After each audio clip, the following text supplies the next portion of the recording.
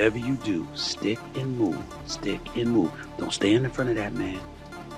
Do not stand in front of that man. I don't know how much confidence that Jake Paul have in all this, but you know he's gonna be a lot quicker. And if he stay close to Mike, How about Jake? What do you think of Jake? Clown. Would you look at it as a joke if your team was like, yo, we want you to fight Jake Paul? Would you be like, come on, man? I laugh at him. Would you ever do a fight like that? I feel as though in my career I can't do that right now. Stephen A. Smith unleashed a scathing rebuke of Gervonta "Tank" Davis on live TV, declaring that he should be ashamed. With his trademark intensity and no-holds-barred attitude, Smith attacked Davis for stepping into the ring against YouTuber-turned-boxer Jake Paul, calling the clash more spectacle than sport. He decried the mismatch as a circus, lambasting the bout as an insult to boxing and accusing Davis of trading integrity for hype. The on-air tirade marked one of Smith's fiercest rants yet. No stranger to controversy, he made it clear this fight shouldn't be celebrated but condemned. Steven, I wanted you to come on the show to tell me that you think I'm a great boxer. I think you're a damn good boxer with a lot of potential. And I got one problem with you, and I told you this already. You are skilled. You cannot be going in the ring beating up on dudes that you know don't box. You can't have a basketball player, UFC fighters. No, they strike. They don't box.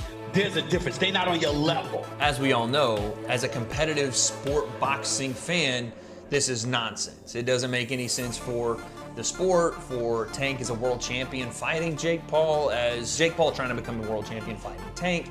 None of that makes sense. Business-wise, this thing's gonna blow up. So let's see about the business of this thing. Let's see what the narrative is for this fight. Because again, I think Jake's gonna come in there and try to knock Tank Davis out. And if Tank's not taking him seriously, believe it or not, that potentially could happen. And I'll explain why. The breakdown, let's go. Smith emphasized the dramatic size and pedigree gap, pointing out that Jake Paul typically weighs over 200 pounds while Davis competes at just 135.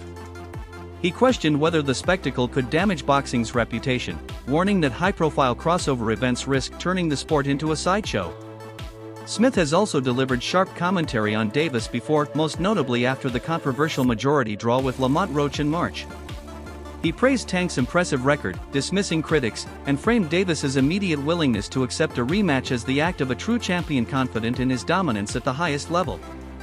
Hype at this particular moment in time. Now, I'll give Jake Paul credit for this. At least he's in the ring with a boxer. But 57 years old is 57 years old. And 57 years old and formally walking into a UFC fight as an audience member, as a patron with a cane. It's hard to believe a year later that you're going to be in any condition to really, really fight. I hope I'm wrong, but I don't know. And if you're Jake Paul, here's what I want to say to you. It's Mike Tyson, that's fine. It's a money fight, I get you, and you want to make money. But at some point in time, if you keep telling us that you're taking boxing seriously and you want to be recognized as a big-time boxer / fighter, you're going to have to fight somebody closer to your age, who is a contender at the very least in the sport and who lives with it every single day. Could you please get in the ring with somebody? Pretty please with sugar on top. I'm interested. Gervonta Davis might be every bit as box office as Maverick himself. As exciting, as electric, because this dude performs every time out, y'all. Wherever Davis goes, wherever he fights, fans justifiably follow. He's that special. And Davis is without a doubt one of the top 5 pound-for-pound fighters in the world right now. Don't you even doubt it. Smith even ranked Davis among the top 3 boxers in the world, lauding his power, skill, and knockout artistry. Tank is a proven world champion. Jake Paul, by contrast, is mostly a YouTuber and relative newcomer who crossed over from entertainment. For an established champion like Davis to fight such an inexperienced opponent could, in Smith's view, tarnish his legacy. That's why Smith declared Tank should be ashamed of taking this matchup. The world to recognize. This is one of the top 5 fighters on the planet. He might be top 3. You can make a legitimate argument for him being 3, 1, or whatever. Frank Martin, props to him, came into the fight 18-0, 12 knockouts. Clearly did not have the power to keep Gervonta Davis from stalking him from opening tap. That's what he did. He stalked him and stalked him and stalked him, okay? Frank Martin caught him with some good shots. Gervonta Davis kept coming. So he can punch. He's a knockout artist. He can box. He's not given enough credit for it, okay? He closes. He finishes. Once he smells blood, he's like a shark in blood-infested waters, Molly. He will finish you, okay? And by the way, he is an elite boxer. And so the time has come for the Stephen A. also blasted the trend of mismatched exhibition bouts like Jake Paul versus Mike Tyson, calling them sad and even disgusting. He stressed that Paul needs to face legitimate, contemporary competition, not aging legends or celebrities past their prime. Still, Smith acknowledged Paul's promotional genius and the attention he brings to boxing. But he was clear, credibility comes only by beating real fighters. Jake Paul is a professional. At some point in time, I don't give a damn if it's a light heavyweight. Better be a Bivol, a super middleweight, Canelo, Mexican Monster, David Benavidez, somebody that actually has a reputation. The time has come for Jake Paul to step into the ring with a cat who actually boxes for a living and give us that fight. I appreciate the fact of him promoting. I appreciate him having the cachet as a former YouTuber turned boxer. I like Jake Paul. I respect Jake Paul. I'm just saying, because I like him and because I respect him, I want to see him in the ring. And I don't want to hear, I know his numbers are better, but then he's going to say, I don't need Canelo, Canelo needs me. Well, wait a minute. It ain't just about popularity, bro. After Davis challenged him following the Tyson fight, Jake Paul lightened the mood with a self-aware joke. At the post-fight press conference, he signaled his openness to facing Tank, but couldn't resist poking fun at Davis's height. Comparing the size difference to weight class rules, Paul humorously asked if boxing also had a height limit. The playful jab underscored the absurd mismatch while injecting levity into the otherwise heated promotional moment. Right. Jake Paul responds to Gervonta Davis' call out and absolutely takes the moment and the opportunity to clown Gervonta Davis's height in the sport of boxing. And he says here, is there a height limit in the sport of boxing? This is where Jake Paul says, and his team, Gervonta Davis needs me. We don't need Gervonta Davis. Let's listen here. Gervonta Davis just posted that he would beat the brakes off of you if you guys fight. Yeah, I mean, I'll be down. Let's run it. Like, I'll be super, super down. I don't know if Gervonta needs Jake Paul. Let's be clear, right? Is there a height limit? Raul Romero views Paul versus Davis on Netflix as a massive draw, particularly with younger American fans. He argued that while Canelo versus Crawford will resonate strongly with Mexican and Latin American audiences, the Paul Davis exhibition will attract bigger numbers stateside, especially among viewers under 20. Romero believes both fights expand boxing's global footprint, a win for the sport overall. While he sees Canelo Crawford as the superior fight competitively, he admits Paul Davis has unmatched U.S. reach. Will it impact Tank's legacy if Jake Paul were like to beat him or even like knock him out? Dude, Tank's a 3-division world champion, 4-time 3-division world champion. At the end of it, bro, you can't take anything away from him. Bro, you can't be mad at somebody for doing what they feel is best for them. It's the same way Roach feels Tank is the best option for him. Same way that Stevenson thinks Tank's the best option for him, or like all that stuff, right? At the end of it, bro, we just want to do what's best for ourselves, right? Facts. Right or wrong? Facts. So just do what's best for you. All of a sudden, we want to know who will win in this fight, Jake Paul or Tank Davis. It's a legit question. And I actually want to really hear your thoughts on who do you think is going to win. Because I know what Vegas is saying, but I want to know what you think. You got Personally, I think Tank too little, bro.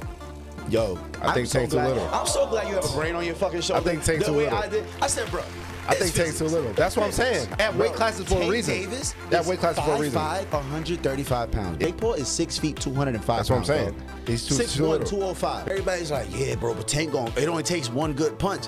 Yes, it takes one good punch when you're about the same size. There's a 60, 70 pound difference in weight in these people. I don't think nobody puts the physics in mind. Jake Paul gets punched in the face by dudes 200 pounds with all their might on a weekly basis. A 135 pound puncher, bro.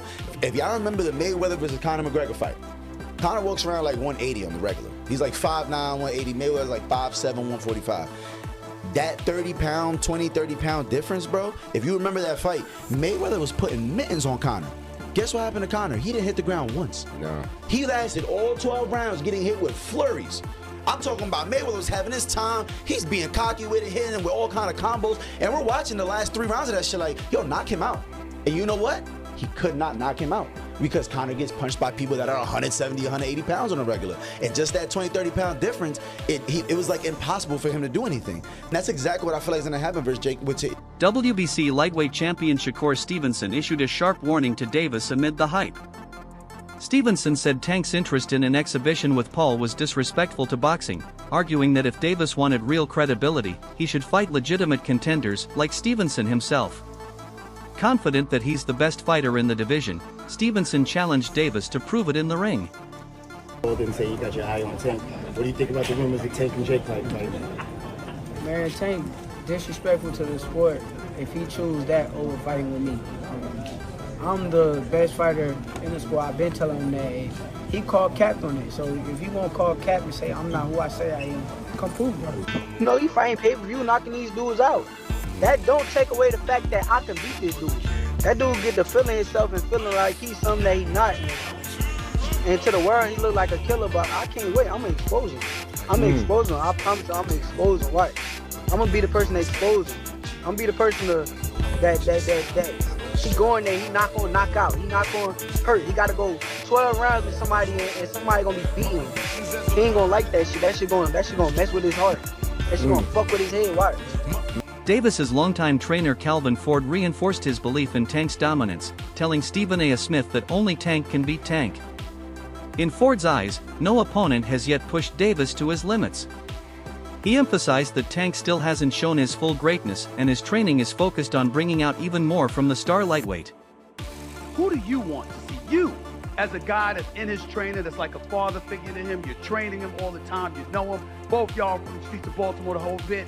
Who do you want to see Tank fight? I want him to get all of them that ran their mouth. Give me the names. I need names, Calvin. I need names. You already know. We went down to, we working on the big 4. It was Garcia, that's the first one. Roma, I hope we get him soon. Shakur, he's going to get it. He knows he's going to get it. It's just Bob is in charge of that. You know what I'm saying? Bob know what he's doing over there. You can't tell Bob how to run his game because he's like a vet at this. He's been doing it for so many years. That's going to happen. All the fights that we'll want, they have no choice. They're going to take the fight when it's time to take the fight. It's just right now, who's going to take the fight? That's the question. Legendary trainer Teddy Atlas regards Davis as the most complete fighter at lightweight, praising his power, counterpunching, footwork, patience, and ring IQ.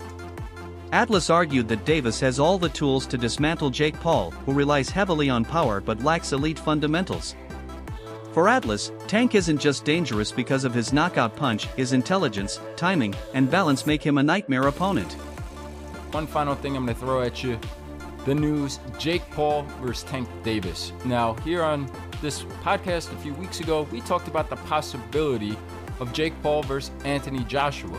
And that one got me a little excited and gave a lot of credit to Paul if it was going to happen, because he wouldn't have all the advantages that we've been accustomed to seeing him have, right? He wouldn't be the taller, the longer, the younger fighter in a lot of cases that he has. And he'd be in with a real boxer, real world champion boxer. That the only other time he was in, for the fans to get mad with that, was against Fury's Tommy Fury, but it wasn't that level, obviously. And all the size things you just rightfully pointed out. But he would have been in there with, it seemed crazy. You're going to go in there with a guy who was a 2-time heavyweight champ and a gold medalist? Wow. Even though the guy's, at a twilight part of his career, still.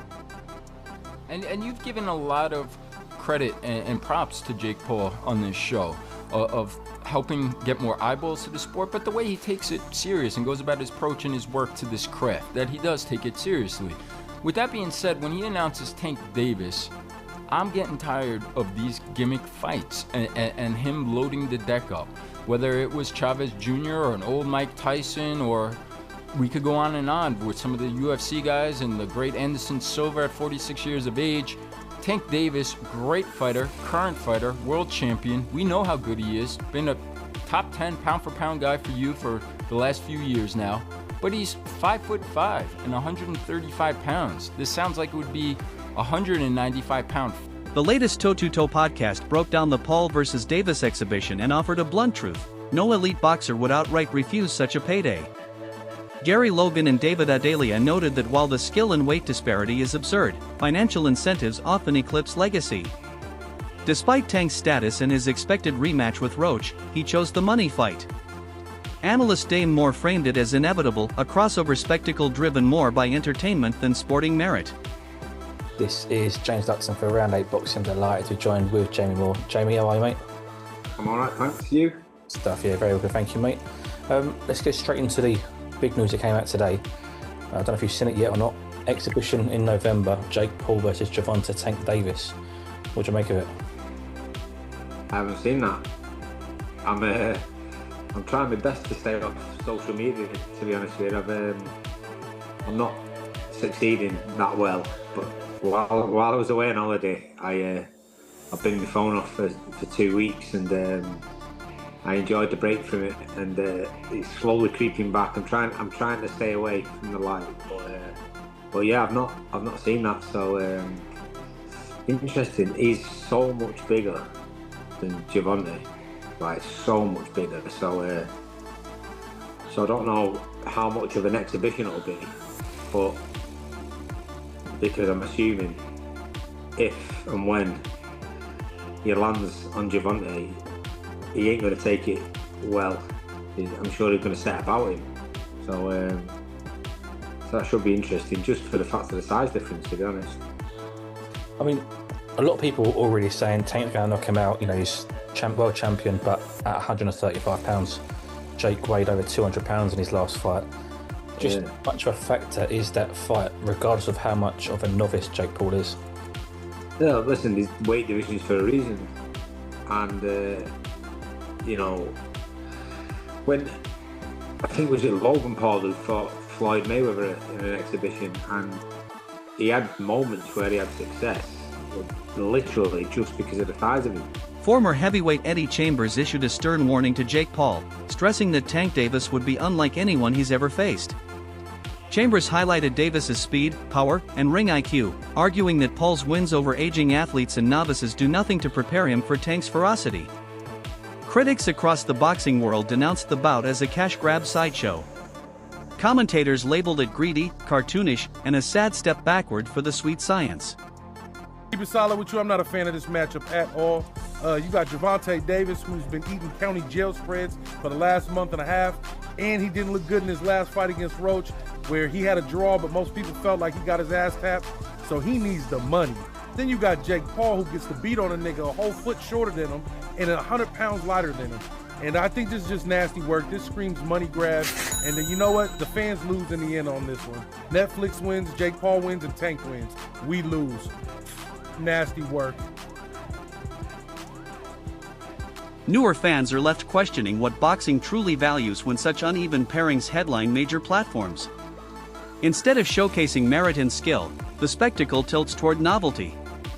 The weight gap, Paul at around 200 pounds versus Davis at 135, has been slammed as a bully mismatch. Some call it disgraceful, comparing it to WWE theatrics. Others, however, shrug and credit Davis for chasing the payday. Former champion Andre Berto summed it up bluntly: Tank doesn't care about purists, he's focused on financial success. He should beat Jake Paul, shouldn't he? No, he shouldn't. You don't think? Sorry, so I thought we were all unanimous here. Do you think Jake Paul beats Gervonta Davis? 70 pounds is 70 pounds. Gervonta Davis is very small.